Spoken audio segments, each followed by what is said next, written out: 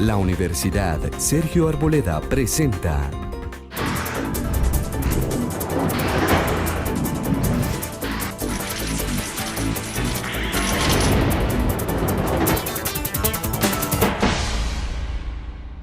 Bienvenidos.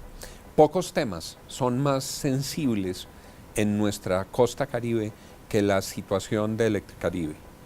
Los barranquilleros, los cartageneros, los cordobeses, las gentes de todos los departamentos de la costa han padecido a lo largo de los últimos años por lo que ocurre con una empresa supremamente importante que al parecer no hizo las inversiones adecuadas, no garantizó la prestación del servicio y que ha generado enormes sobresaltos. A raíz de la precariedad financiera de la empresa, se produjo una intervención del gobierno nacional. Aquí está en juego la competitividad del Caribe, está en juego la hotelería del Caribe, están en juego las empresas del Caribe, está en juego el Caribe en su conjunto, sus hogares. La semana anterior se produjo en Barranquilla una importante sesión de seguimiento a la intervención de Electricaribe. ¿Qué pasó? ¿Para dónde va? El senador Daniel Cabrales de Córdoba ha sido una de las voces cantantes en este proceso en defensa de las gentes de la costa caribe. Senador, bienvenido. Juan, muchas gracias por la invitación, a ti, a los televidentes que nos ven a esta hora, por este tema tan sensible, como tú lo has dicho, que es la prestación del servicio de energía eléctrica en la costa caribe, donde somos 12 millones de habitantes. 12 millones de habitantes que han tenido zozobra y que han estado afectados por las dificultades de la prestación del servicio. Tenemos una condena histórica. El servicio de energía eléctrica en la costa caribe nunca ha sido óptimo. En el pasado, esto hay que recordarlo para que las personas puedan entender. Hace unos 30, 25 años, allá en 1995, 96, fue vendida las electrificadoras de la costa a lo que hoy es Electricaribe. No fue vendido Electricaribe en principio, entraron unos americanos, después unos venezolanos y después entró el grupo español, Unión Fenosa, que es hoy quien defiende los intereses. Unión Fenosa, que son los mismos dueños de Gas Natural. Gas Natural Fenosa. Sí, correcto. Exacto. Entonces, entró en ese momento, compran las electrificadoras de la costa caribe, porque eso se llenó de corrupción.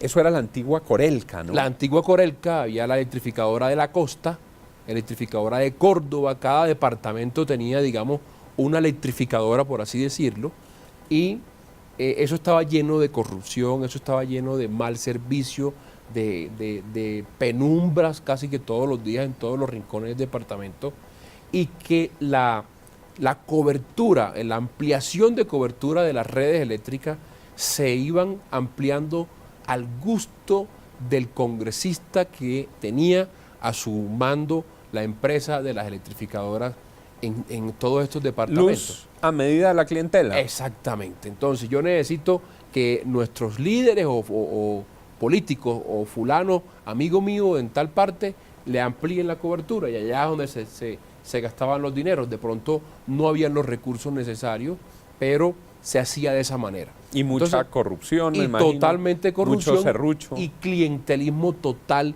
en la empresa. Una empresa desbordada de pronto en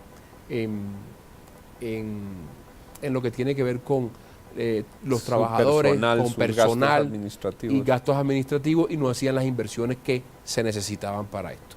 Entonces nosotros, cuando llega la privatización de estas empresas, muchos lo aplaudimos porque el servicio en algo empezó a mejorar, pero posteriormente, paulatinamente fue decayendo, y yo creo que esto por ahí en el año 2010, 2011, empezaron a tocar fondo. En el año 2013, en el gobierno del presidente Uribe, se crearon unos fondos para, por parte de unas inversiones del gobierno, por parte de subsidios para ampliar cobertura, y también se creó un fondo que se llama el FOES. El fondo FOES es el Fondo de Energía Social. Se le dio a los estratos más bajos, al 1, 2 y 3, al 1, 2 y barrios subnormales y zona rural. ¿Para qué? Para normalización de las redes de energía. Esa era plata del Estado. Hay recursos del Estado, Recursos del Estado que fueron entregados a Electricaribe. a Electricaribe para esos estratos. Para esos estratos. O sea que Electricaribe no hizo las inversiones que tenía que hacer como empresa que estaba haciendo, sino que las hizo el Estado. El Estado empezó a ayudar para que eso se hiciera posible. Y en gran parte empezó a mejorar el servicio desde el año 2003. Pero en el año 2010, Electricaribe ya deja de hacer inversiones necesarias y el servicio empieza a caer. ¿Y por qué deja de hacer esas inversiones? Esas son las cosas y las incógnitas que todavía no conocemos. Electricaribe dice que en la costa caribe hay cultura del no pago. El superintendente actual de servicios públicos, el señor Mendoza, ha dicho que en el último año, el 93% de los habitantes de la costa caribe estuvieron al día en su facturación. Es decir, ese es un cargo injusto frente a la forma como las gentes de la costa han pagado. Yo he escuchado mucha gente muy indignada que dice, ¿qué tal? Nosotros que hemos pagado puntualmente las facturas, es posible que en algunos barrios marginales estén colgados mal en la red o que estén sin pagar sus facturas. Por supuesto. Pero volverlo es casi que una tacha además a las gentes de la costa, ¿no? Que allá no pagan. Totalmente. Y además hablando de normalización de redes, que también hay unos fondos. Está el PRONE, el FAER y el FOES. Para todo eso son fondos creados por el gobierno nacional en su momento para ayudar a las inversiones con el tema de normalización de energía eléctrica y de ayudar en el subsidio de energía a los habitantes de escasos recursos. Entonces este tema empieza decayendo la prestación del servicio, que es lo más preocupante porque Electricaribe deja cuando ya el gobierno se mete a intervenir en Electricaribe, que nosotros estábamos en contra, yo tengo que decirlo claramente, ¿por qué en algún momento yo estaba en contra de la intervención? Porque no podíamos regresar en lo que se está sonando, de lo que se está escuchando, todavía ya hoy con la intervención, que quieren buscar la liquidación de Electricaribe, pero para darla de alguna manera a piñata y rifas politiqueras. Yo había escuchado dos preocupaciones, senador, en ese momento que usted mismo y otros colegas suyos también las habían planteado. Uno, de pronto no es mejor sustraerla para que entre en la piñata politiquera, uno, pero dos, también hay que exigir que los socios de Electricaribe pongan la plata, porque que a estas alturas nos digan a todos los colombianos que de nuestros impuestos toca poner los recursos que deberían haber puesto los socios españoles tampoco parecía muy razonable. Por ejemplo, el gobierno nacional creó el Plan Caribe 5, si no me equivoco se llama así, que no era otra cosa que darle unos recursos. Por tanta plata daba el gobierno nacional, tanto le tocaba poner a Electricaribe. Resulta que Electricaribe no hizo las inversiones. El gobierno nacional, al parecer, hizo unos desembolsos, pero Electricaribe no lo hizo. Plan 5 Caribe se llama. Plan 5 Caribe. Y no se hicieron las inversiones.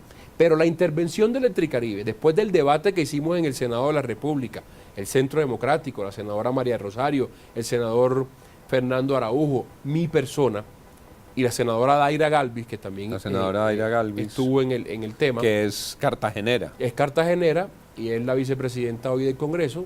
Lo pudimos hacer a final del año pasado, gracias a su gentileza, digámoslo así, porque en la mesa directiva le pone el cronograma a la doctora Daira. Entonces se hizo, el gobierno entendió las razones que teníamos todos nosotros en defensa de los habitantes de la costa. Es que a nosotros no nos interesa cuál es la empresa que va a entrar mientras preste un buen servicio, claro, mientras haga las inversiones. Y lo que nosotros teníamos entendido entonces en ese momento era que muchos querían que Electricaribe se interviniera para que fueran a dar a grupos políticos. Entonces nos estábamos oponiendo a la intervención. Lo empezamos a estudiar, pero cuando vimos que iba a haber apagón inminente en la costa caribe, porque Electricaribe tampoco estaba pagando a la bolsa, a la empresa XM, los consumos de energía de la costa. Estaba colgada con XM. Estaba colgada con XM. Entonces ya le estaban poniendo plazos. Si en los tantos días, ya teníamos 8 días, Sí. si en los tantos días no pagan 400 mil millones de pesos, creo que era en esa época, y las facturas daban entonces 83 mil y después otros 80 y pico mil más. Eso era una agonía, ¿no? Totalmente. Entonces ya le pedimos nosotros la intervención al gobierno, porque no podemos apagar 12 millones de habitantes, porque no podemos quitarle, como usted dijo, la competitividad de la costa. Es que a empresas a la costa Caribe no llegan por el alto consumo, las altas tarifas en la energía eléctrica, porque hay que entenderlas como son. La costa Caribe tiene un poder adquisitivo frente a las demás regiones del país inferior. Y tenemos un factor climático que tenemos casi que todas las regiones o las ciudades, los sectores de la costa Caribe que superan el 35 grados centígrados. Entonces, obviamente, hay más consumo, menos poder adquisitivo y unas tarifas de energía que no son, digamos, compensables con eso. ¿Hay riesgo de apagón hoy? ¿Vendrán cortes programados? ¿Cuál es el futuro de Electricaribe? ¿Qué pasó en la comisión de seguimiento que se hizo en Barranquilla? Después de estos mensajes, seguimos con el senador Daniel Cabrales, Electricaribe y la crisis eléctrica en la costa caribe colombiana. Ya volvemos.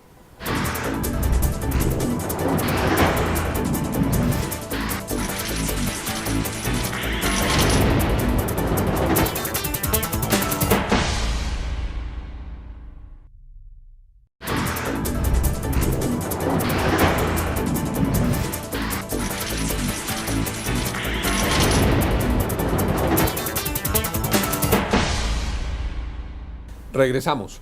12 millones de habitantes en el Caribe, Electricaribe, la empresa responsable de llevar la energía, está intervenida por las dificultades financieras, por las dificultades operativas.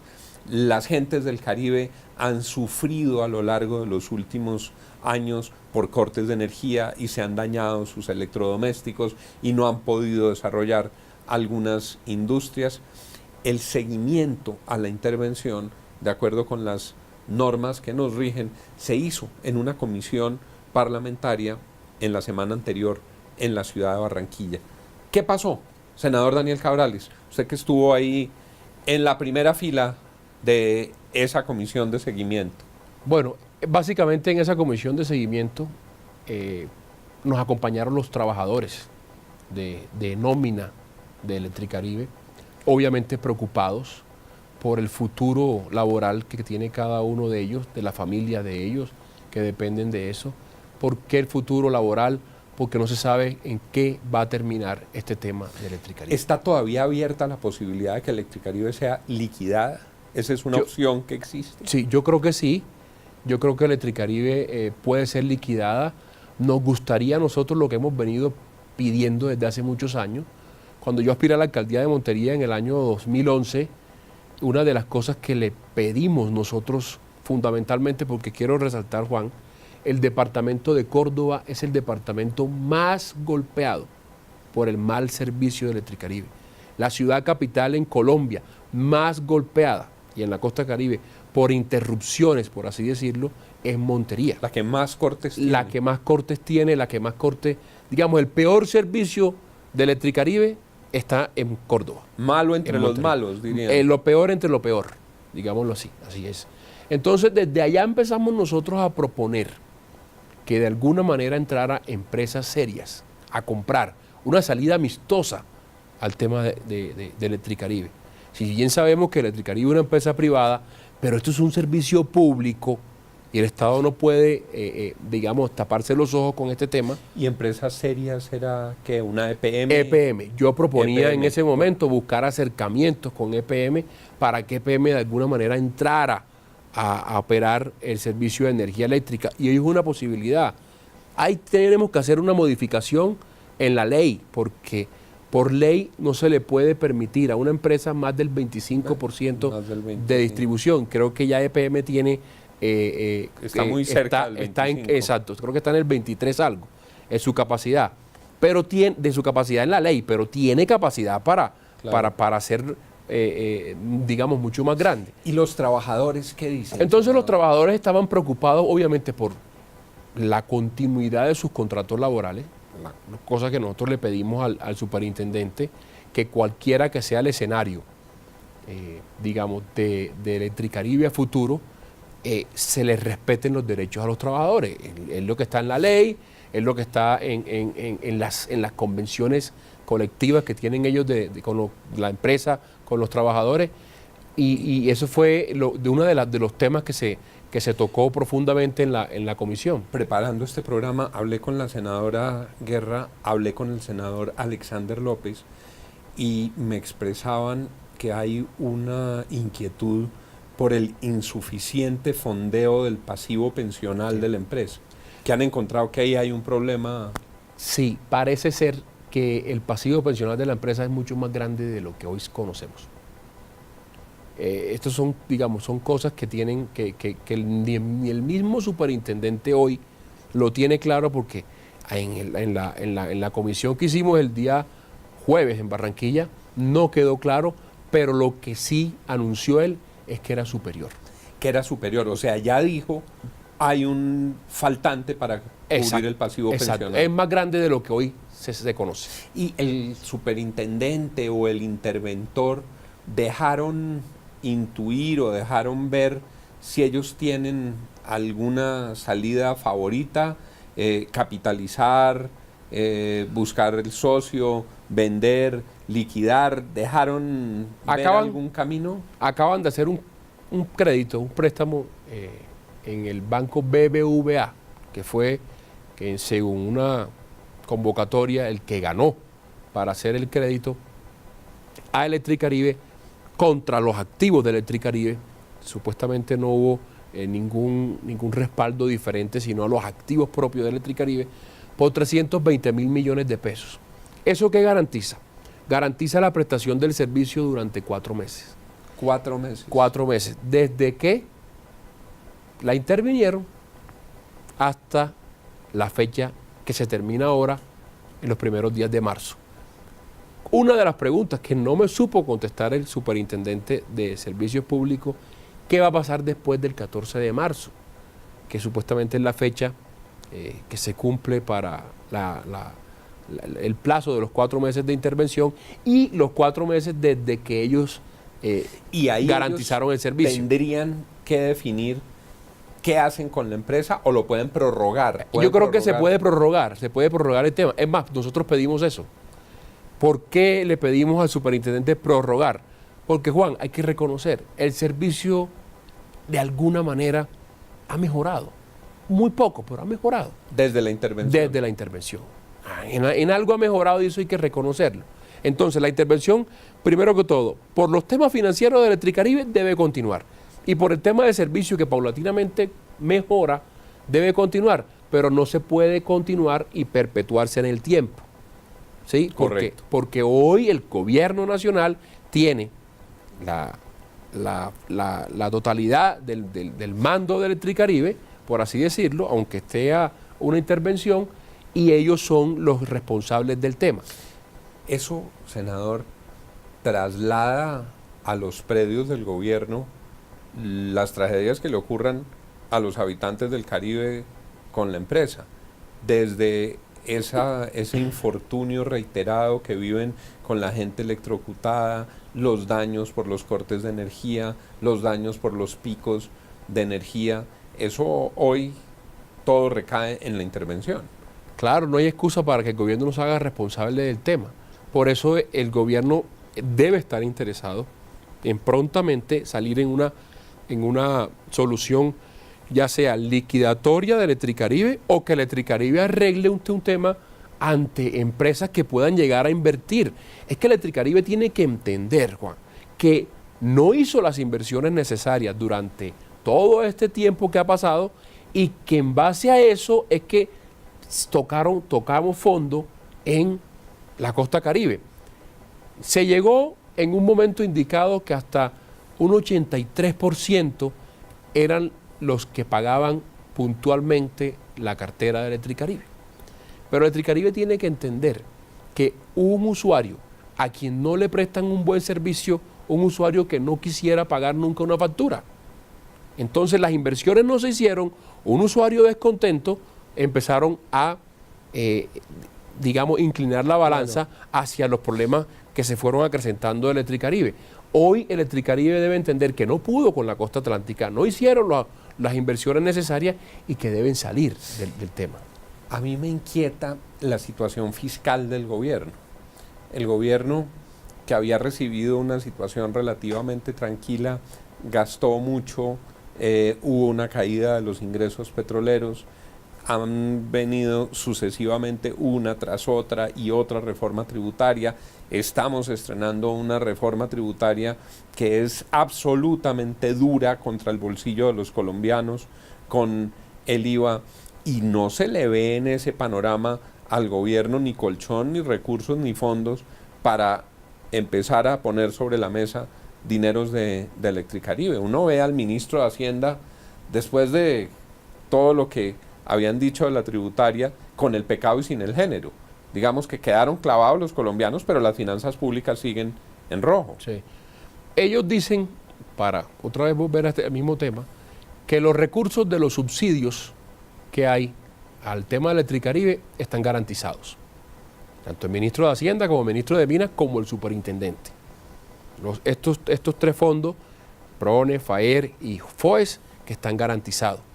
Pero, según unos análisis y estudios dentro del debate que hicimos nosotros a finalizar el año, el gobierno estaba atrasado en unos pagos a Electricaribe para el tema de los subsidios. El gobierno lo negó, digamos, ahí estamos en la investigación del caso. ¿Qué ocurre con el tema a futuro de Electricaribe? El superintendente dice que el servicio se está garantizado, que en parte ese fue el motivo de la intervención, que no va a haber apagón en la costa Caribe y que prontamente se decidirá qué va a pasar con la empresa. Si se va a liquidación o si retorna después de la intervención a manos de Electricaribe, que sería lo peor que podía ocurrir para nosotros los habitantes de la costa Caribe, porque volveríamos a lo mismo. Una empresa que no hizo las inversiones, una empresa que no pudo, una empresa que no quiere invertir y una empresa que tiene ingresos anuales por 4 billones de pesos, no puede seguir sacándole, digámosle, el cuerpo a prestar un buen servicio. Y uno siente, senador, la amenaza de las demandas. Ahí oigo personas que dicen que los socios de Electricaribe están pensando eventualmente en demandar al Estado colombiano. ¿Se habló algo de eso en la comisión de seguimiento? Sí, no faltó, digamos, dentro de los trabajadores, las personas que en parte manifiestan su temor porque la intervención de Electricaribe sea un favor a los dueños de Electricaribe y no una solución a la crisis de Electricaribe. Es decir, como si el Estado les hubiera ayudado a sortear la crisis de liquidez con la intervención. Y posteriormente venga por parte de Electricaribe una liquidación, una demanda por la intervención, perdón, una demanda por la intervención, que es lo que nosotros hoy no le podemos apostar. Nosotros no podemos apostar a una liquidación arbitraria, a la ligera, a la carrera, para tratar de alguna manera darle insumos o combustible a Electricaribe o a su casa matriz, de que nos demande al país por simplemente nosotros exigir en la costa Caribe un buen servicio. De eso más o menos se trata este tema. No podemos, por eso le pedimos al superintendente prolongue un poquito más la intervención, pero salgamos de esto bien, con los intereses bien, tanto para el Estado colombiano como para los habitantes de la costa. Es el senador Daniel Cabrales, y eso es lo que están pidiendo las gentes del Caribe, es que la empresa les preste buen servicio, como quiera que se llame, quien quiera que la administre, pero que tengan el derecho a su fluido eléctrico, que no se les dañen los electrodomésticos, que no se les pudra la carne y el pollo y el pescado porque se fue la luz, que los hoteles no pierdan su clientela porque no tienen cómo garantizar una buena calidad de los servicios hoteleros y turísticos, que las empresas se puedan establecer en la costa. Y la gente pide también claridad y consistencia en las políticas frente al sector, porque lo otro es que hemos visto una galería de ministros de Minas en los últimos años. Estuvo un buen hombre del Caribe que era Carlos Rodado, apenas llegó el presidente Santos, pero lo sacaron rápido, y después estuvo Federico Rengifo, y después estuvo Mauricio Cárdenas, y después estuvo Tomás González, y después estuvo María Lorena Gutiérrez, y Amílcar Acosta, después creo que estuvo Amílcar Acosta, y ahora está el doctor Germán Arce. 7 ministros en 6 años. Entonces así también es muy difícil que el Estado le pueda responder a la gente. Muy importante, senador, esta batalla, y que se mantengan ustedes al frente exigiendo que a la gente del Caribe le cumplan. Para eso estamos elegidos, Juan. Yo creo que no nos queda otra que luchar por los intereses de la costa. Uno del generador de tanta pobreza en la costa ha sido su falta de competitividad. Y si nos retrocedemos, ¿por qué no hay competitividad en la costa? Es porque nuestros servicios públicos no son eficientes, no son óptimos y son costosísimos. La falta de inversión en la costa Caribe se ve reflejada en ese tema. Nosotros esperamos que el gobierno nacional, que entendió después del debate lo urgente del tema, el señor Juan Manuel Santos fue a la costa Caribe a buscar millones de votos, y prácticamente eso estaba abandonado y condenados al mal servicio. Yo espero que después de esta intervención a esta empresa Electricaribe sea la verdadera cura para acabar con esa enfermedad, y no el mal que se prolongue por más tiempo. Que les cumplan y que se preste bien el servicio. Tendríamos aquí programas enteros. ¿Qué tal la tragedia del servicio de saneamiento básico en Santa Marta? Para citar otro ejemplo. Ha sido el senador Daniel Cabrales con nosotros esta noche, y a ustedes les agradezco su compañía en nuestro programa. Estaremos mañana a partir de las 10 de la noche en nuestro horario habitual en La Otra Cara de la Moneda. Feliz noche para todos. La Universidad Sergio Arboleda presentó